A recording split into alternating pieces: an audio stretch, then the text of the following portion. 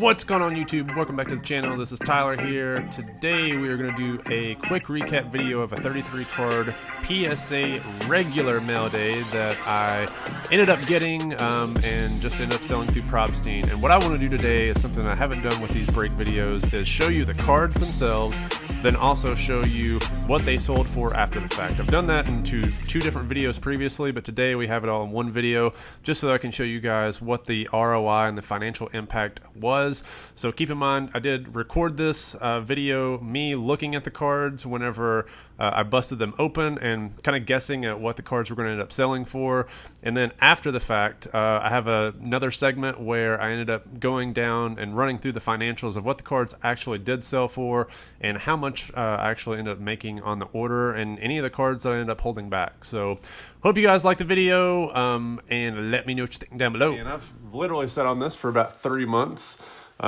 Just because I wanted to make a video on it whenever I unbox it, and I just haven't gotten around to it, and I now have the time. So now we are going to do a video, and I will say this is a 33 card order. There were 3 cards in here that were not mine. So we'll also see those and point them out as we go through it. But 33 card order.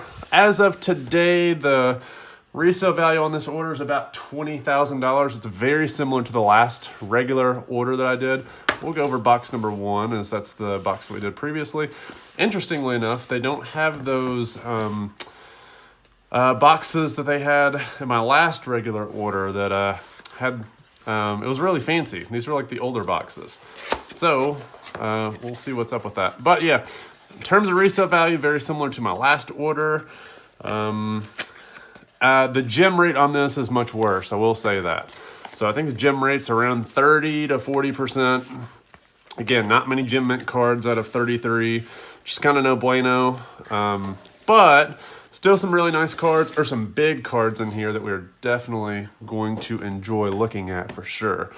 Make sure we get everything lined up here for the camera. And then we are good to go. So first up, Topps Allen and Ginter, Joe Burrow. So Joe Burrow autograph, came back mint 9. Beautiful card. This one's in a thicker case, which is kind of nice. Appreciate that they did that. Next up, Panini Phoenix, Patrick Mahomes and Fuego.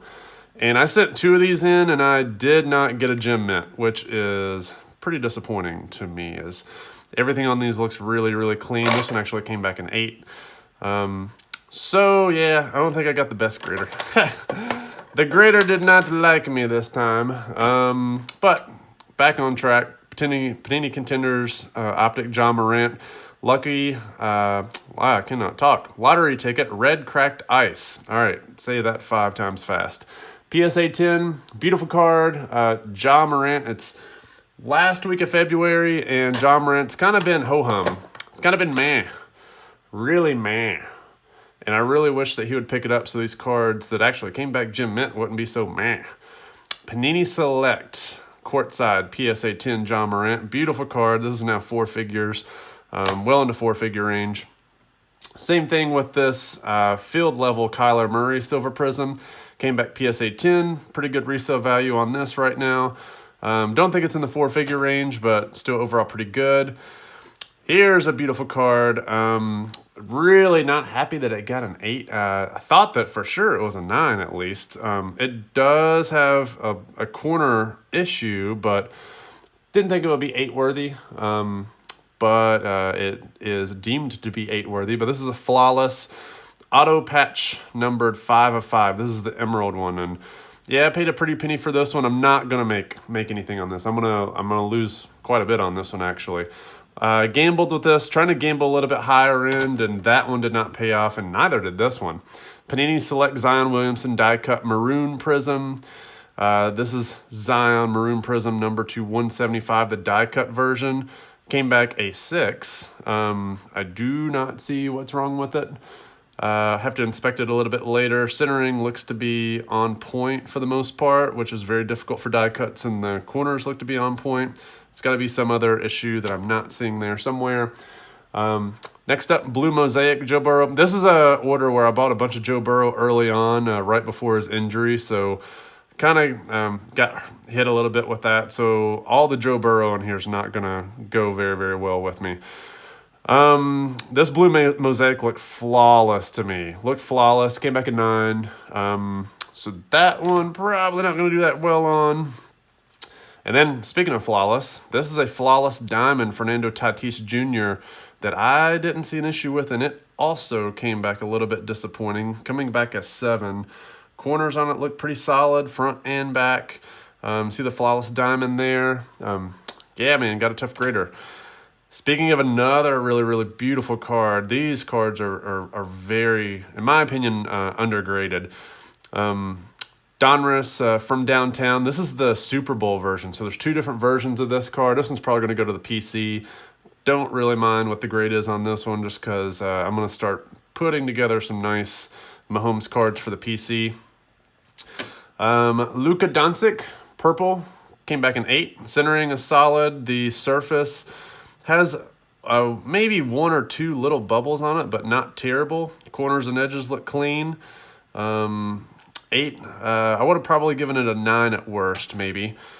2017 Panini Select Patrick Mahomes. I've graded 3 or 4 of these and then a couple of the silvers, and this is the first one that did not grade a 9 or a 10. Corners on this look solid. Surface has the typical bubbles that you'll typically see. Yeah, overall, I would have expected this one to be a little bit higher than 8. 9 at worst, or a 10. So, a little iffy on that one. Up to this point, have we gotten a Gem Mint card? Have I gone through all the bad stuff in the first box? Oh, I got 2, 3 Gem Mints. So yeah, I've spent, so far, pretty underwhelming stuff, right? Well, hopefully these make up for it. Justin Herbert, Optic Preview Blue, PSA 10. So this one's beautiful, beautiful, beautiful card. Numbered to 125, 124 of 125. Optic just came out, and this card is stunning, stunning, stunning, stunning.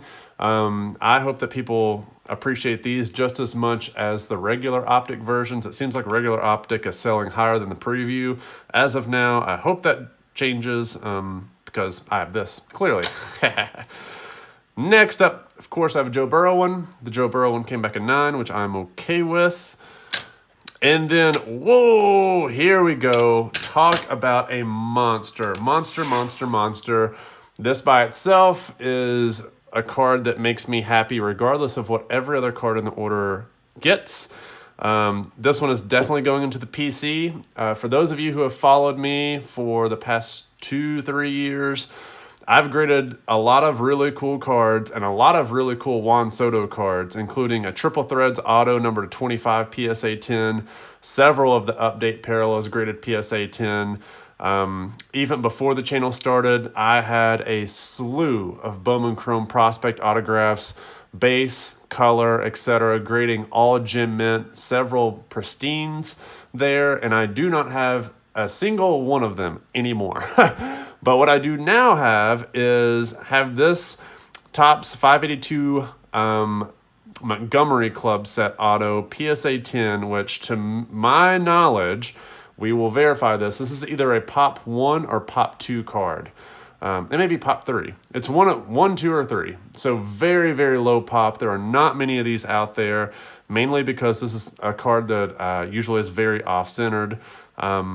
And even the card stock is also very, very fragile.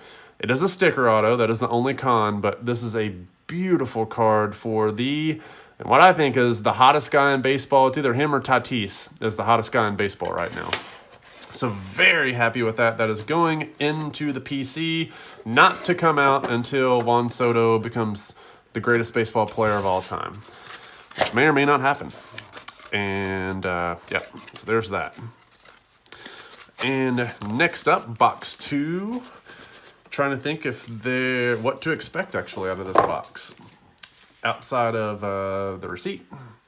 Throw that away. And let's see what we have here. I see some Mahomes cards. So this Mahomes is actually not mine. This is a card for someone who submitted in my sub. as is this Blue Velocity Luka, as is this Prism Luka. But at least you all get to see what PSA is doing in terms of their standards for these cards. This one's a little bit off-centered left to right. This Optic Velocity may be a little bit off-center top to bottom and a little bit left to right, but certainly clean in my opinion, even whenever I reviewed this with the customer who was submitting with me. Yeah, so very, very difficult grades here. Even the Optic Mahomes, Pink Prism, Pink Prism. So a little off-center on the back, very clean corners and edges on the back. I mean, I've graded a ton of these. This is certainly a regrade candidate, in my opinion, for that candidate, or that customer. All right, next we have Optic. Contenders Optic up-and-coming autograph. Coming back a 9. I knew this one does have a soft corner on the back, so no surprise there. Beautiful card. This is the Justin Herbert. This is the Justin Herbert order, guys. Panini Select Justin Herbert 2020 XRC Prism Redemption PSA 10. So both of the Herbert cards coming back with solid grades. This is the order where Joe Burrow need not be in it because everything Joe Burrow was just a disappointment, which kind of stinks, but it's okay. It's okay. We'll regroup. Next up, Topps Definitive Collection, Fernando Tatis Definitive Rookie Auto Green. This is an on-card autograph rookie, number 12 of 25. Beautiful card, has certainly appreciated in value over the past couple of months. And then this is the same card, numbered 17 of 25. So beautiful cards. Hard to grade these, very thick card stock, but happy with the mint 9s. Tua Tagovailoa, excuse me, I cannot talk today at all. Panini Phoenix autograph, orange, numbered 16 of 20, came back a PSA 10. This set is very, very difficult to grade. Quality control in Panini Phoenix this year was trash. I bought a ton of autographs from this set and just base cards, and the surface is just complete junk. So looks very, very overprinted to me. Pink, I also had the pink one numbered to 25. That one came back a 9. Topps Chrome Kobe Bryant on the move. PSA 9 Refractor. Beautiful card. Very, very clean. So I'll take it. Here's a big card. 2001 Topps Chrome Kobe Bryant Refractor. I really thought this one had a chance at being gem, although it is a little bit off-center top bottom. This is a 4-figure card. The last one did sell for $1,500, I believe. Kobe refractors are all taking off, so very happy to have both of those. As again, Kobe stuff right now is on fire. Next up, 2020 Panini Prism Draft Picks Justin Herbert Autograph Neon Orange. So somehow this one came back an 8. I do not know why. Beautiful card, very, very clean, numbered to 99. But luckily, the Orange Pulsar Prism came back a PSA 10. And that one is the one that's numbered to 20. So that's the lowest numbered one, and it came back a 10, which is great, great, great, great news for me. Next up, Joe Burrow Obsidian. This is the electric green. These guys are stuck. Let's get them unstuck here. Electric green, numbered to 9, sorry. I believe this is the first off the line parallel, or one of the first off the line parallels. So autograph, number 9, graded PSA 9. Next up, Luka Doncic Fast Break Hollow. Beautiful card, perfect centering, perfect surface. Corners, edges look great. Really, really, really wish that this was a card that graded a little bit higher. I now have graded 2 of these, and they both come back mint 9s, and I may actually crack both and resubmit. Last but not least, I do have a base Luka Doncic PSA 10, which I'm very appreciative for. And yeah, I've graded a ton of these, and I cannot hit the fast break hollow for some reason, but I'm going to keep giving it a try. So that's it. This is a 33 card order. Resale value as of this moment is right around 20,000. Not going to be one of my more profitable orders. This is probably a 35 to 40% ROI. 35% 30% at its worst, maybe 40% at its best, but really something that I'm experimenting with in terms of sending off regular orders, getting them back, and then doing a really, really quick turnaround time. All right, guys, now that we have gone through all the cards, I want to go through all the financials for everything that we ended up selling through PROBSTEIN. And as you can see, I didn't sell every single card on here, so just wanted to show you all how exactly I log these cards and how I keep track of everything from a cost perspective, but also just going through some of the sales. So very, very quickly, you can see 3 cards did not sell. These are cards that I'm setting back or going to sell at a later date. I just didn't want to sell them at that time.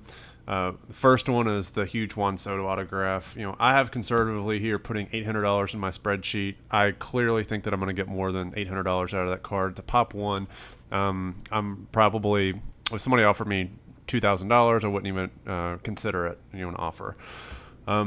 So I just put the very conservative numbers on here because I want my numbers to end up being something that I can trust and not overinflate the value of what I have. So that's one strategy that I have and I would highly recommend, especially if you're doing this at all and you want to guess or estimate what the value of your card's going to be post-grading.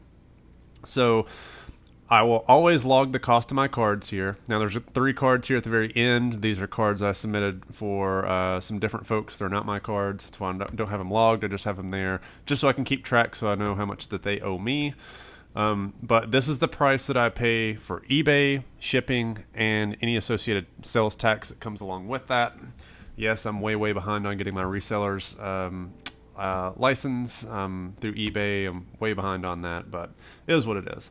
The sale price is not the sale price that you see on the completed sales. This is the sale price after I get fees back from the consignor, which in this case was PROBSTEIN.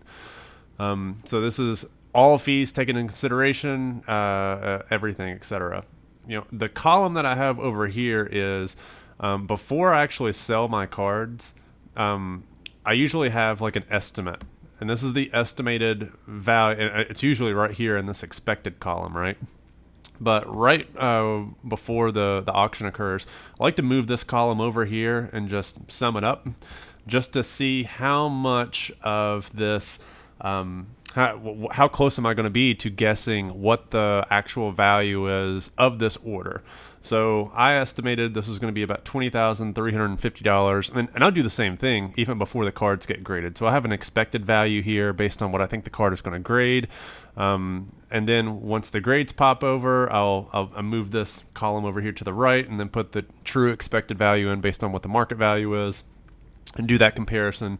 But then I end up doing the exact same thing for when I actually sell the cards. So whenever I sell the cards, I put a column over here just to see, all right, is this going to be pretty close to what I think it's going to go for? So as you can see, right now, sales so far, $17,867 for all the cards that I've sold. Of course, I've held a couple of cards back. I mean, even with some of the cards that I held back, I sold one of these Fernando Tatis Jr. Autographs for $912 after taxes. I put conservatively $700 for the next one, just in case that one of the buyers is gone. So, I will even still try to be as conservative as I can in what I do. So the way that these spreadsheets work, I have an assets, liabilities, profit.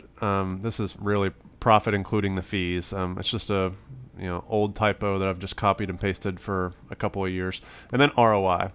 So assets is essentially the sum of these 2 columns. It's basically going to be the sum of my sales and what my receivables are.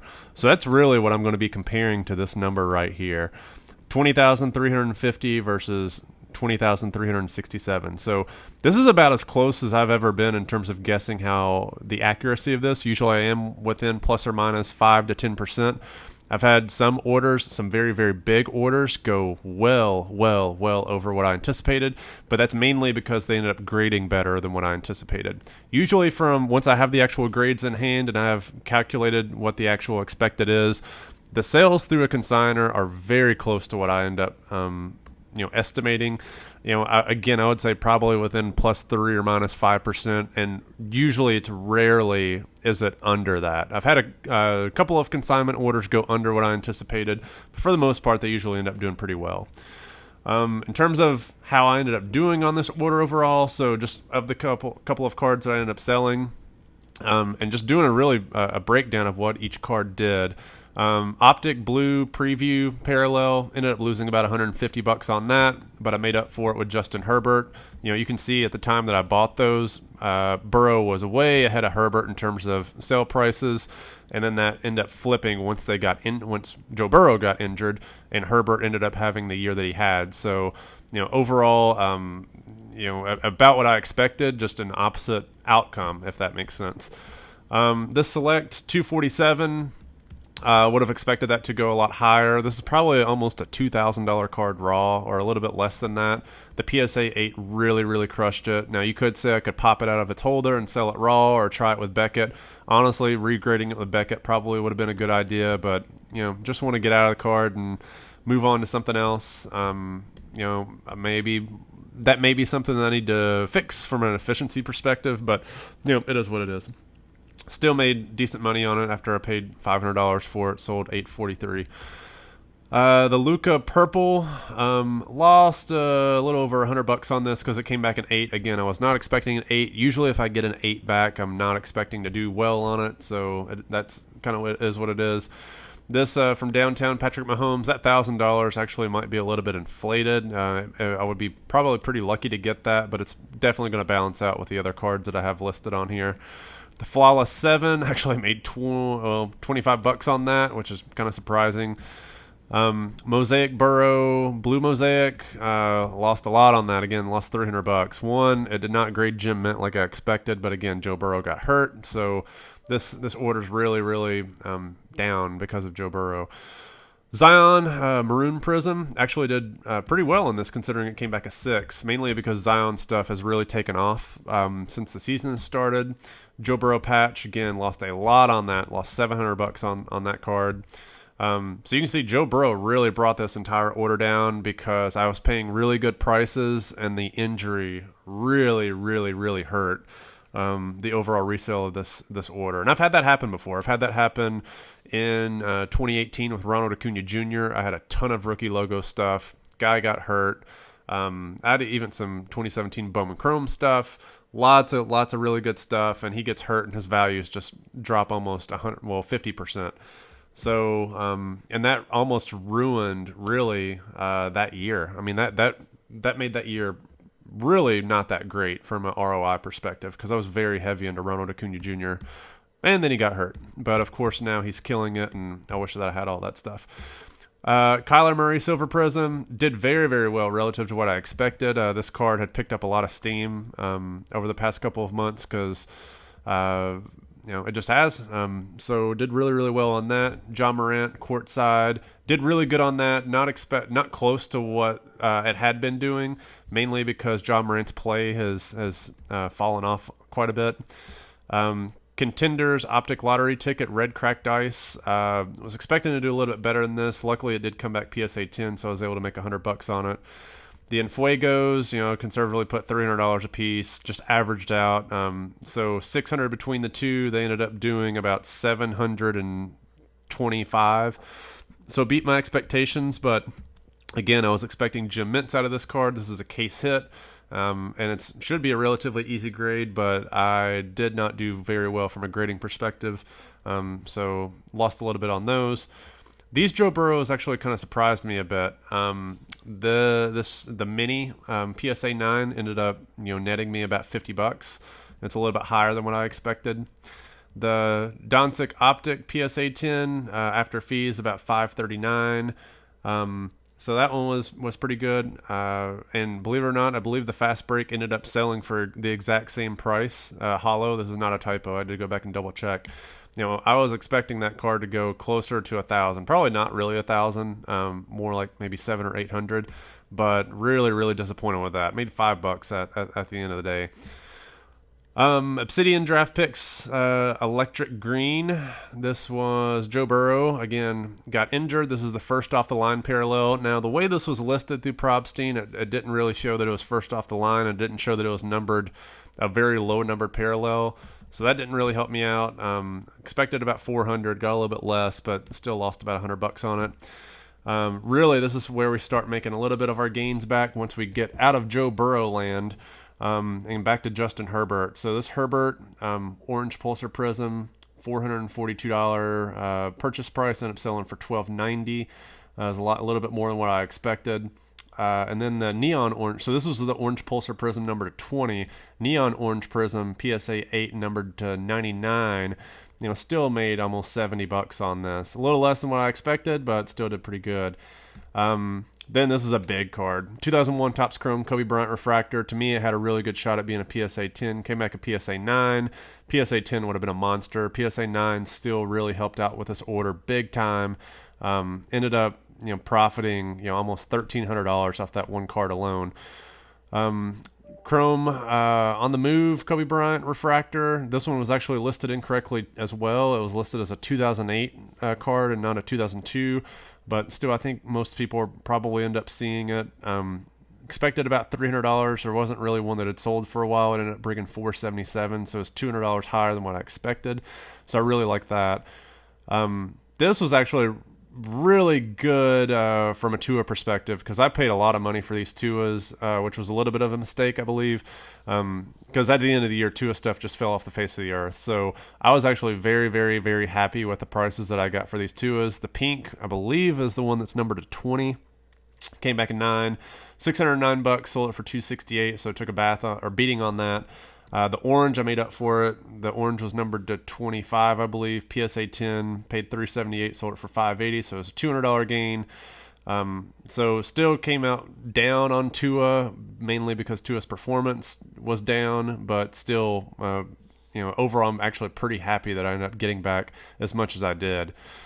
Fernando Tatis definitive. So had two of these, paid $301 for one of them and $335 for the other. The one of them I ended up selling for $912. Again, I did not auction both of these off because I didn't want them to cannibalize each other. So I still have the other one. It's going to end up getting sold, although he did get hurt today, which kind of stinks a little bit. So we'll see if that affects his market at all. The next up, Joe Burrow XRC. I have no idea how this card came back a 7. It was in its sealed holder. Had no idea what's wrong with it. So because it came back a 7, I took a beating on it. But this Justin Herbert, again, these ended up flipping. Ended up making almost $1,500 on that one card. Up and coming Ja broke pretty much even on that, and that's pretty much the order. So really, if you look at this entire order, there's probably maybe 4 or 5 cards on here that if you look at that were really, really, really big cards that carried the order, maybe 7 or 8, but a lot of cards I did not do well on, and a lot of that was because of Joe Burrow, and then poor play for Tua. But yeah, so injury really, really hurt me. But just to go down to the financials, overall spent about $13,592 for everything. Grading expense was right at about $1,700. Sold so far $17,867, and I've got about $2,500 left. Although this card is a wild card. I mean, it could be, who knows? I have no idea what that card is going to be worth. I'm hoping that it's going to be pretty good. That way, we can see exactly how it's going to affect our numbers here. So overall, liabilities, cost of goods sold, grading expense, $15,337. Profit so far, or expected even with these receivables, is about $5,000 for a 32.79% ROI. So to put that in perspective, my ROI for 2020 was substantially higher than that, as it was in 2019, like way, way, way higher than that. So in the grand scheme of things, this is one of my poor performing grading orders. However, still did, a $5,000 margin in just about a $15,000 investment in about, a couple of months. So all that being said, it's really not that bad, considering. And of course, let's say, for example, if this card ended up selling for, let's say, $2,500, that now puts that into $6,700 and a 43.88% ROI. So, it still has some high upside for this order. But I at least wanted to break down the financials just to show, what the order ended up bringing in total, and just really how I ended up documenting, all of my cards. So hope you guys enjoyed the video. Hope you guys enjoyed the cards. Like I said, really want to show you guys what the financials were. keep an eye out. Have another regular order that's going to be getting posted here pretty soon, as well as another card show order or video. So those seem to be pretty popular. It seems like a lot of people really like the card shows and where I've gone. I've got one that just occurred in Phoenix, Arizona here that I will be showing. That was a really, really, really cool show. Didn't buy a lot, but it's really cool just to see what was out there and about here in the Valley. So thank you guys, and we will see you next time.